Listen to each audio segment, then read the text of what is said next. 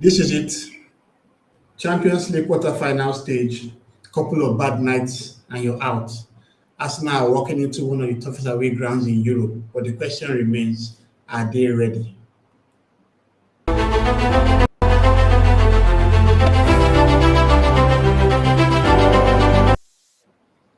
Welcome back to the Bars now. Arsenal is going to play Sporting CP tomorrow in the Champions League quarterfinals after successfully going ahead of Bayer Leverkusen. The first leg in Bayerina was 1-1.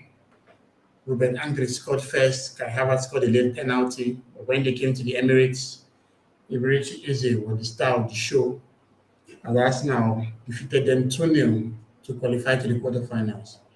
Unfortunately, that also turned out to be Eze's last appearance for the club because he injured his calf, which also meant that he missed the Carabao Cup final against Man City, which Arsenal lost, and he also missed the FA Cup quarter-final against Southampton, which Arsenal shockingly lost as well.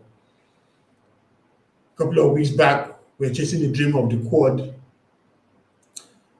Now we are looking at a potential double.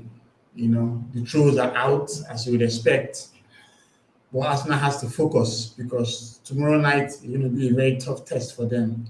Yes, I've been there before. We actually went there last season in the group stages of the Champions League, defeated them 5-1. There goes from Harvard, Saka, Odegaard, Gabriel, and I think Martinelli. But we also defeated PSG in the group stage, only to get to the semis and get knocked out. Sporting CP is also a team that defeated Bodo Glimt after losing 3 in the first leg. So Arsenal has to be very careful with the threat that they're going to pose. So this is like elite level football. There's no more time to dwell on any mistakes. If you're not playing all those teams that used to play in the group stages. Right now, it's all about getting the right results, dictating your tempo, being tactically disciplined, thriving in European nights. But this is going to be a serious test because we're playing Sporting CP in their home ground. So what do we know about Sporting? They're not just another Portuguese side. They are extremely well coached. Back in the day, they had a certain Ruben Amorim, who was a great manager for them, having that very good record, winning back-to-back in Portuguese league titles. But right now, under their new gaffer, Rui Borges, they've continued the same good form.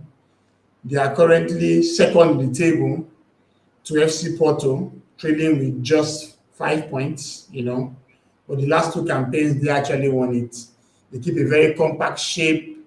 They have very quick transitions. And I trust their tricky wingers to attack our fullbacks.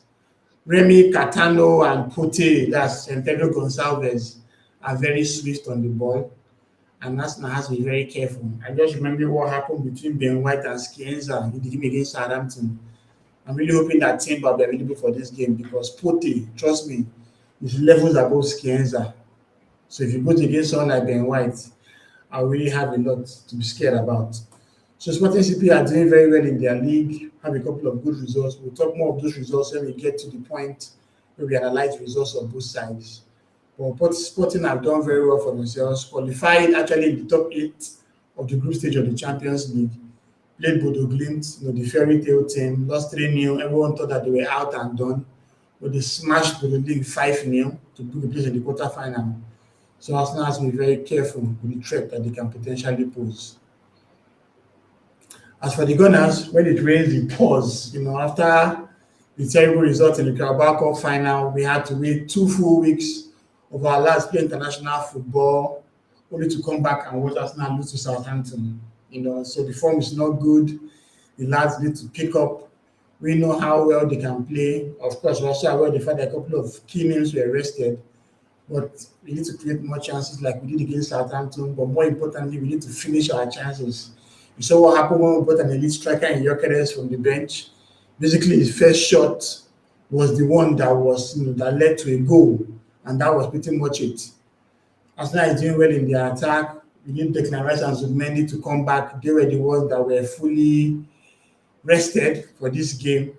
In defense, Gabriel had a potential injury. And of course, we need to see what will happen with Saliba. So game management is very important. I'm sure that will be looking to see what he can do about that. Looking at injuries, there are a couple of players injured for Sporting.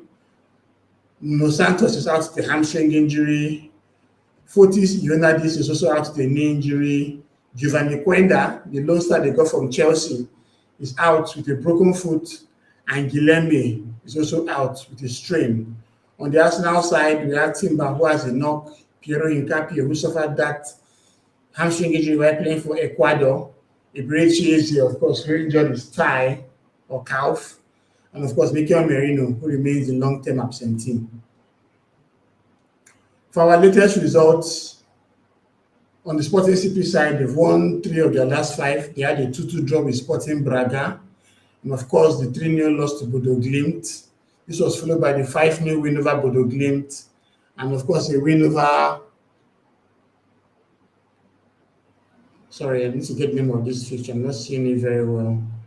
Alveca, actually, sorry. 4-1 win over Alveca before defeating Santa Clara. Arsenal, on the other hand, had the 1-1 draw in Leverkusen. They played Everton, that game where they scored 2 very late goals. And this was followed with the win over by Leverkusen before the 2 losses to Man City and Southampton. So clearly, Arsenal is not really in good form following what has happened. And now we need to ensure that we kill this rot. Looking at potential lineups, I would expect Sporting to play with Rui Silva in goal. And the fullback, Georgios Viannidis, will play on the left-hand side. Ivan Frasneda, who is usually a right footer, is also adept playing on the left. We have Gonzalo Ignacio and Diomande playing in central defense. Luckily for us now, Sporting CP captain Martin Hushman, I think he had a suspension. So this will allow Bragança coming to the team and play alongside João Simão.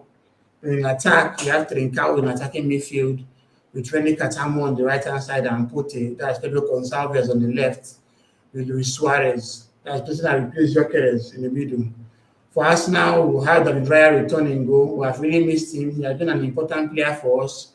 He got 2 rests against Man City and, of course, Southampton. And we saw what happened with Kepa Arrizabalaga, which is a shame.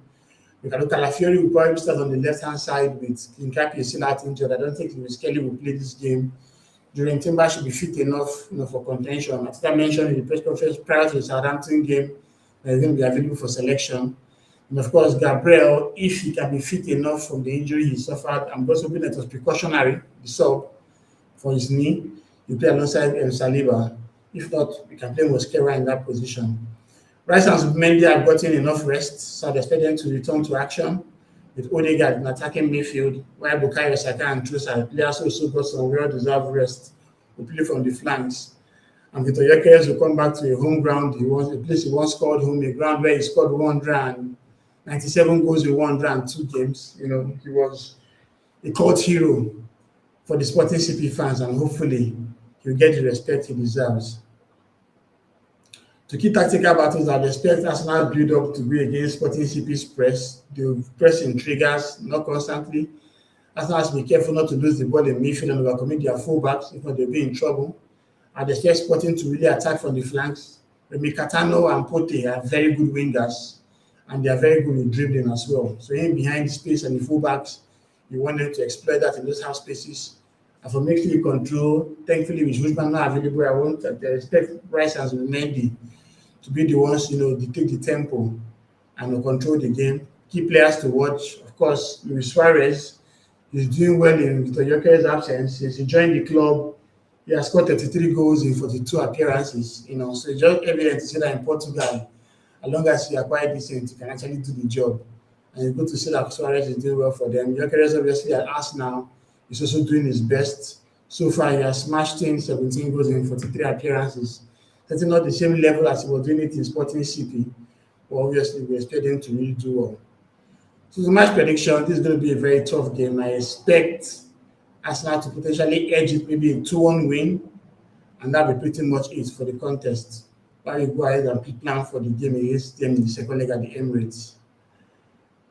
So that's pretty much it. Tomorrow there's going to be a watch along for this game. Hopefully, we're going to have fun and enjoy what we're going to see rather than the disappointment I've been seeing in recent weeks. Arsenal needs to end the rot that they're currently having. and hopefully we're going to come here and just celebrate. The last two games have really, really been bad, but the lads have to, get themselves up and do well. So that's pretty much it. Don't forget to like and subscribe, and I'll see you in the next video. Till then, come on, you guys.